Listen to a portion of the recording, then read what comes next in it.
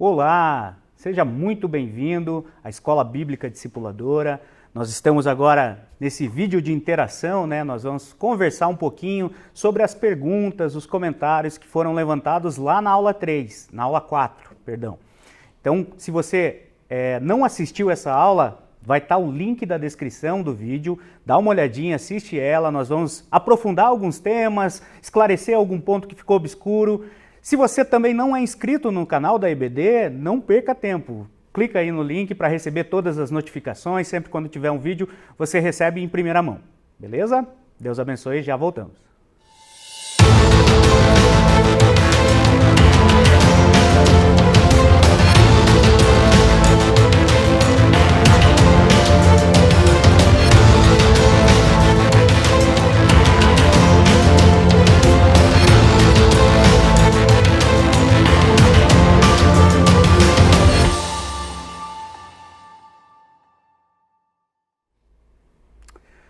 Então vamos agora abrir aqui os nossos comentários, você que lançou a sua pergunta no chat, você que participa do nosso grupo ali do WhatsApp também, você pode se manifestar através do grupo, pode se manifestar no chat durante a aula e sempre nós temos esse momento posterior para poder conversar. Hoje eu estou sozinho aqui, né? O pastor Tunala não pôde estar conosco, mas a gente vai comentar os assuntos que foram trabalhados ali por mim e por ele na aula 4 que a gente conversou sobre os sinais da volta de Cristo. Nós tivemos algumas participações bem legais, bem interessantes, então não deixe de participar quando você está ali assistindo a aula, escreva no chat, manda sua sugestão, sua dúvida, seu comentário, às vezes um comentário seu edifica outra pessoa, e como a gente teve, por exemplo, nessa aula aqui, lá no grupo, uma discussão bem interessante, cada um colocando seu ponto de vista de forma respeitosa e com o objetivo de crescimento mútuo. A primeira questão que eu queria destacar ali foi um comentário da Adelaide Rosa Castro. Ela comentou o seguinte: quando chegou no ano 2000, muitos tiraram a própria vida achando que o mundo iria acabar.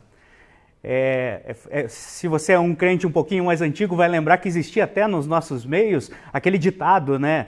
Uns achavam até que era versículo bíblico: 1000 anos passarão, 2000 não hão de passar. Quantas vezes, durante os evangelismos, né, antes do ano 2000, às vezes faziam-se referência: olha, o ano 2000 está chegando, olha, o ano 2000 está quase aí, Jesus está às portas.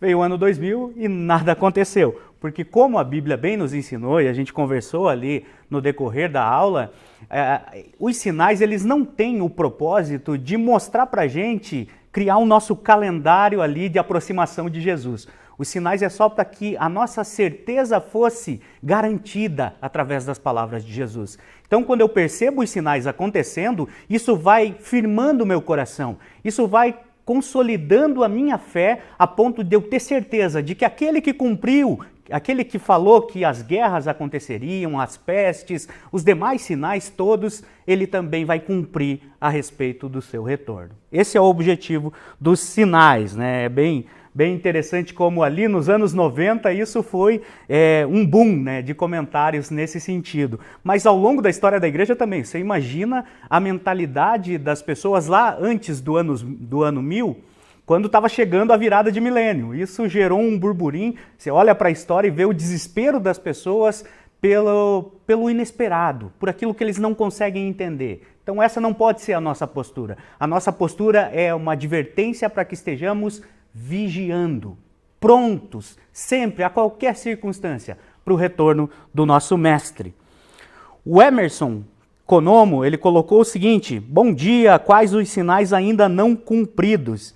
Na verdade, essa pergunta ela foi feita bem no início da aula, né? Até mandei uma mensagem para ele ali no chat, falando que a gente ia conversar um pouquinho mais, mas é interessante a gente perceber isso, porque no decorrer da aula, sempre quando a gente conversou sinal a sinal, a gente procurou enfatizar que esse sinal já teve um certo cumprimento naquela própria geração de Jesus e ao longo da história a igreja veio convivendo com esses sinais. Então quando eu olho, por exemplo, para terremotos, guerras, isso sempre existiu, mas a reiterada ocorrência dessas situações vão mostrando para a gente que era uma evidência de que o mundo não conseguiria se libertar dessas questões, porque fazia parte dos sinais, especialmente os sinais que eram de juízo. Nós separamos ali durante a aula os sinais de juízo, sinais que demonstram graça de Deus e sinais que reforçam, né, aquilo que já foi cumprido, por exemplo, a destruição de Jerusalém. Você tem essas perspectivas diferentes. Então, cada uma delas é muito importante. Só que ainda entrando um pouquinho nesse ponto aqui que o Emerson colocou, é importante a gente olhar para a ilustração que Jesus e Paulo vão utilizar dos sinais como contrações. Então eles vão falar que são as dores da mulher em parto. Essas contrações, elas vão se intensificando à medida com que o acontecimento está se aproximando. Então, à medida que o nascimento está mais próximo, as contrações elas são mais intensas, mais fortes e elas são em um tempo menor. E quando a gente olha para a história, aí você vai perceber que realmente todos os sinais que Jesus mostra para a gente ali no capítulo 24 de Mateus, eles vêm se intensificando ao longo da história. E quando a gente percebe isso, a gente sabe que Cristo de fato está às portas, ele está brevemente vindo. Então, essa percepção de que as contrações ensinam para a gente, isso é importante quando a gente olha os sinais. Mas o mais fundamental de tudo isso que a gente conversou sobre esse ponto do Emerson aqui é ter a convicção de que os sinais servem para a gente para afirmar a nossa certeza na volta de Jesus. Esse era o objetivo de Jesus no sermão. Quando ele fala a respeito tanto dos fatos ali da destruição de Jerusalém, quando ele fala a respeito dos outros sinais, a ênfase dele é essa, olha, estejam prontos, estejam preparados, se preparem porque eu estou próximo. Eu estou próximo. Essa tem que ser a nossa expectativa com relação aos sinais da volta de Cristo. O Carlos Felipe colocou o seguinte: essa passagem não aponta para um local físico, no caso a reconstrução do templo ou terceiro templo, e ele vai citar a passagem seguinte, que está lá em 2 Tessalonicenses, capítulo 2, do verso 3 e verso 4. Diz o seguinte: não deixem que ninguém os engane de modo algum. Antes daquele dia virá a apostasia, e então será revelado o homem do pecado, o filho da perdição. Este se opõe e se exalta acima de tudo que se chama Deus, ou é objeto de adoração, a ponto de se assentar no santuário de Deus, proclamando que ele mesmo é Deus. Veja, aqui Paulo está citando, né, a ação do anticristo, o aparecimento do anticristo, e ele fala que uma das ações que o anticristo vai fazer é se sentar no santuário de Deus. Então essa pergunta do Carlos é se esse santuário de Deus é físico, se essa passagem não indica que esse santuário precisa ser reconstruído, o templo, para poder se cumprir essa profecia. E aqui, para a gente entender o texto, é importante que a gente olhe para aquilo que Paulo está fazendo referência. Paulo aqui está fazendo referência a um texto lá de Daniel 11, especialmente ali os versos 36, 37, um pouquinho antes também, quando Daniel está falando, né, sobre a ação do abominável da desolação, como ele vai chamar, que vai se opor ao povo de Deus e num determinado momento ele vai exigir adoração. Então o assunto aqui, a ênfase do assunto é adoração, é o anticristo pedindo, exigindo dos seus súditos que ele seja adorado. É por isso que a referência ao santuário de Deus, aqui o templo, é feita, porque dentro da ideia dos judeus, né, dentro do judaísmo, o local onde se adorava a Deus era o templo. Pode lembrar, por exemplo, daquela conversa de Jesus com a mulher que ela questiona Jesus, né, perguntando: Senhor, onde que a gente deve adorar? A gente deve adorar em Samaria? A gente deve adorar em Jerusalém, no templo? Me explica. E aí Jesus vai falar: olha, os verdadeiros adoradores adorarão ao Pai em espírito e em verdade. Então, entendi que o assunto aqui que Paulo está tratando é um assunto relacionado à adoração. E aí, ao longo da história, você tem pessoas que interpretam esse texto mais literalmente. Então, eles são chamados, por exemplo, de sionistas. São aqueles que acreditam que o templo de Jerusalém precisa ser reconstruído para que a profecia possa ter cumprimento, essa profecia. Só que não é necessariamente, ao longo da história, é obrigatório que eu entenda que esse templo é uma referência literal ao templo de Jerusalém. Santuário de Deus aqui, tendo a ideia de que ele está falando sobre adoração, pode ser uma referência à igreja. Pode ser uma referência também ao templo celestial. Lembra que Apocalipse 11, a gente até comentou numa aula anterior, né? Aliás, na aula da interação, na parte da interação da aula passada, a gente comentou sobre aquela visão do templo celestial lá em Apocalipse 11, verso 13. Então pode ser uma referência a esse ponto, a esse templo celestial. E também pode ser uma metáfora. Então você percebe que há várias hipóteses ali que não sejam literais para o cumprimento dessa expressão de Paulo aqui como santuário de Deus. O fato é que, olhando para a forma com que Jesus lidou com a religiosidade dos judeus, pela forma com que Jesus lidou para a questão do templo. Lembra que ele vai falar a respeito da destruição do templo e num determinado momento ele fala que o templo, que é o corpo dele, seria reconstruído em 3 dias. Ele vai em diversos momentos citar e usar a questão do templo de forma simbólica. A gente vai ver isso de forma vasta no Novo Testamento. Então, por isso, por entender que o templo, a religiosidade dos judeus, ela foi cessada a partir de que Cristo inaugurou a sua nova aliança conosco, né, com a igreja, e agora a gente não tem mais um lugar físico para adorar, a gente não tem necessidade de que a adoração esteja vinculada a uma determinada questão física. Nós entendemos, e é por esse caminho que a gente seguiu, de que essa expressão aqui significa algo simbólico, tem a ver com a igreja. Beleza?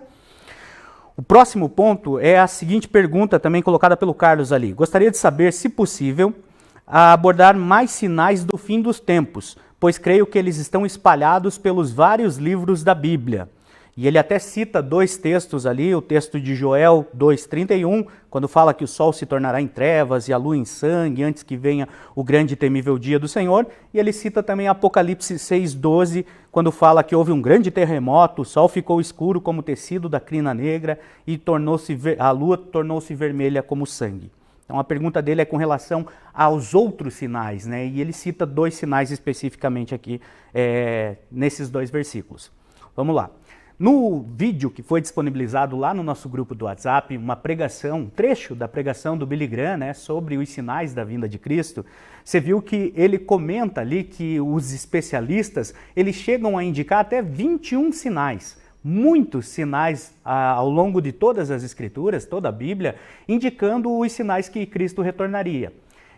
Você pode, por exemplo, lembrar de que Daniel fala a respeito da multiplicação da ciência, como um sinal da vinda do fim dos tempos. Você pode lembrar, por exemplo, Romanos 11, quando Paulo fala que Israel novamente seria convertido, então haveria uma conversão significativa dos filhos de Israel a Cristo, como um sinal também do seu retorno.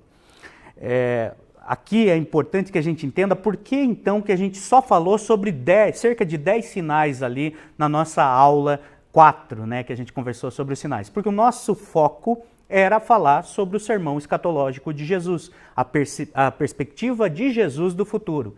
Então, quando a gente olha para o sermão escatológico, nós encontramos aqueles sinais que nós comentamos em sala de aula, né, na nossa aula virtual aqui, nosso ambiente virtual. Mas no texto do sermão profético ali, o sermão escatológico, você tem então cerca de 10 sinais que são aqueles que nós mencionamos no decorrer da aula.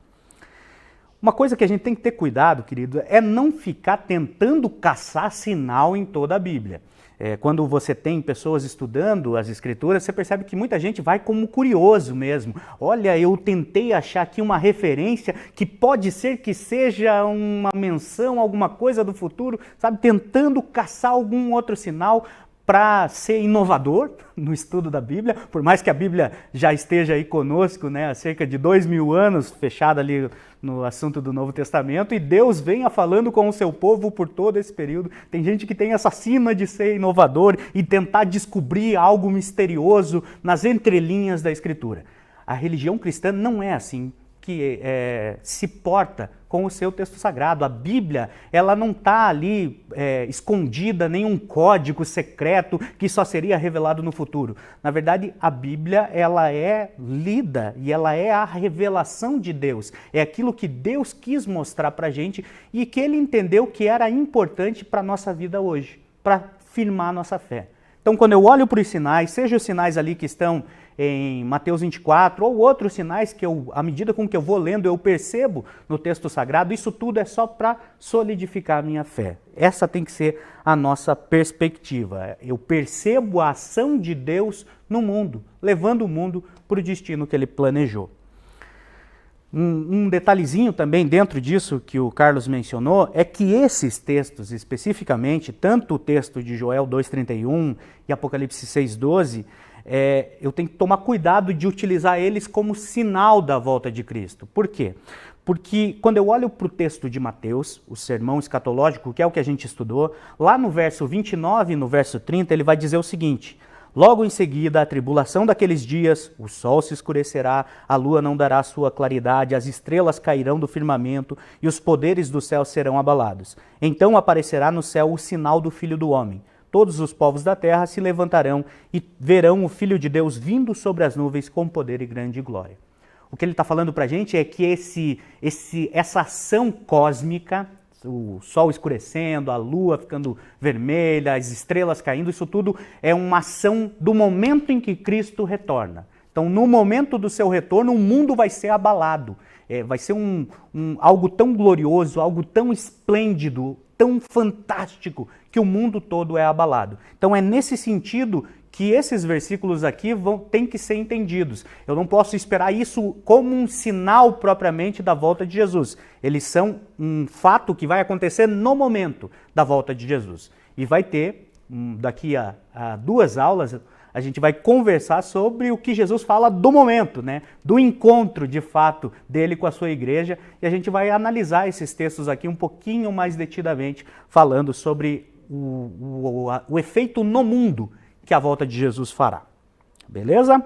Aí, um ponto importante e que deu bastante discussão ali no grupo, né, foi com relação ao sinal que nós estudamos, lá de Lucas 21, que fala sobre a evangelização do mundo.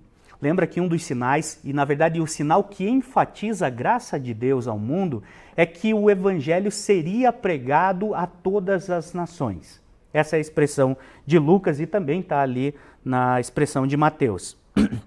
Gerou dúvida pelo seguinte, né, o Tiago, o Carlos e o Adriano, eles fizeram ali um bate-papo bem interessante, bem bacana no grupo, mostrando ali umas perspectivas diferentes com relação a esse tema. E vamos lá, para a gente compreender esse tema um pouquinho mais claro. O Tiago até trouxe alguns dados, né, ali do curso Perspectivas, o movimento Perspectivas, mostrando ainda o número de nações, de países que precisam ser alcançados, né, em que ainda não há um trabalho missionário consolidado, o evangelho ainda não entrou nesses países.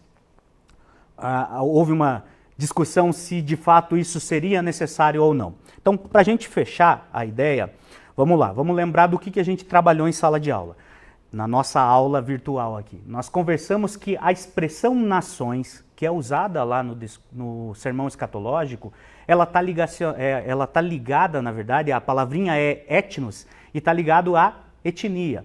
Então eu não tenho como afirmar que todos os países do mundo hoje precisam ouvir, todos os países, como a gente entende país, precisa ouvir a respeito do evangelho. Não é nem esse o sentido que o texto quer dar. Ele usa o sentido de etnia, e eu não tenho como mensurar o que significa etnia. Por quê? Porque o propósito de Jesus no sermão escatológico é mostrar que o mundo como um todo ouviria a respeito do evangelho. O evangelho não estaria restrito apenas à Palestina, apenas à região da Ásia, seja lá o que for. O evangelho, ele tem um alcance global. Esse é o sentido do sinal. O mundo como um todo vai ouvir e tem ouvido a respeito do evangelho. Uma coisa que o pastor Tunala até frisou bastante, né? É a ideia de que a gente não tem como mensurar isso hoje, porque a gente sabe que a tecnologia está aí como um mecanismo que auxilia muito a gente e não tem controle sobre isso. Você tem outras opções de isso ser feito, então o Espírito Santo pode, e a ênfase que o pastor Tunala deu foi bem grande nisso, né? Ele crê que não tem nenhum lugar hoje no mundo que não tenha pelo menos uma semente do evangelho plantada. Por mais que os esforços das agências missionárias seja fundamental, seja importantíssima, seja determinante, na verdade, porque a Bíblia vai dizer lá em Pedro que esses movimentos nossos de evangelizar o mundo, eles apressam a volta de Jesus. Olha que coisa fantástica, coisa incrível. O movimento de evangelização global apressa a volta de Jesus. Mas não tem como a gente mensurar, olha, faltam tantos países ouvir, porque não é esse o sentido que a Bíblia quis dar. O segredo da postura do cristão aqui é fazer o máximo possível na confiança de que Deus está no controle. E em algum momento, no momento em que lhe aprouver, né, momento certo, adequado, que ele determinou, isso vai ter de fato um cumprimento. Se já cumpriu, se não cumpriu, não cabe a nós. Lembra aqui do que está lá em Atos, né? Não compete a gente a perceber e discernir datas e tempos e eras, aqueles que o Pai o guardou para si. Beleza? Eu só queria destacar um ponto, que é com relação à colocação, né, que Deus pode usar qualquer meio para poder falar, e de fato Ele pode. Deus, Ele não é limitado por nós.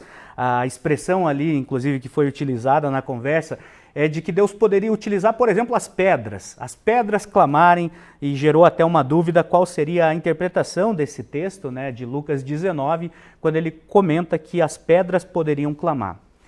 Só a gente tem que ter um cuidado quando a gente vai para o texto sagrado para a gente não perder de vista qual é a mensagem central do versículo estudado. Esse versículo que está lá em Lucas 19, né, no verso 39 e verso 40, vamos lá, a gente precisa contextualizar para não cometer equívocos. Você vê, por exemplo, muita gente falando que esse versículo fala de pessoas que não receberam o evangelho e que são usadas por Deus para poder falar do evangelho. E na verdade, assim, Deus pode fazer isso? É claro que Ele pode. Deus pode todas as coisas, mas não é isso que esse texto especificamente ele está falando.